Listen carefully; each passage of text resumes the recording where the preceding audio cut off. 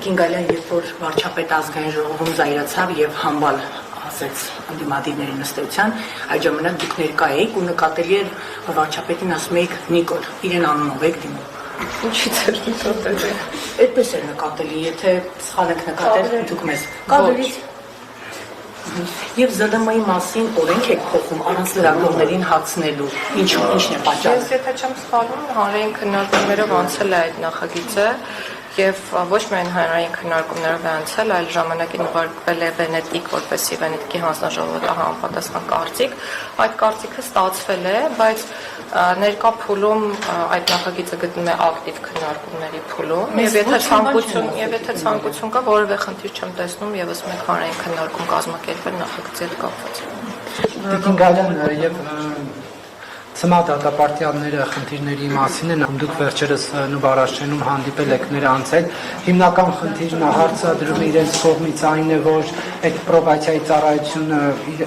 միանգամից բացասական եզրակացություն է տալիս, այլ դատապարտյալներն ասում են, որ իրենց գործերը ժամանակին լավ չեն քննել, դուք այս մասով ինչ եք առաջարկում իրենց։ Չէ, իրականությունը այդպիսինը չի եւ դա փաստագրված է այլևս, որ այդպիսինը չի, որովհետեւ այլակերպ մենք չենք ունենա Ցմա դատապարտյալներ, որոնք փոխած կլինեին իրենց անվտանգային գոտիները։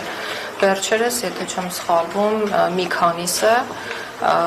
եւս փոխել են անվտանգային գոտի։ Անվտանգային գոտի փոխելը նշանակում է, որ ավելի խիստ պայմաններից տեղափոխվել են ավելի մեղմ պայմաններ պատիժը կրելու, եւ սա իրենց վարքագծի վերասոցիալականացման դրական դինամիկայի արձանագրումն է։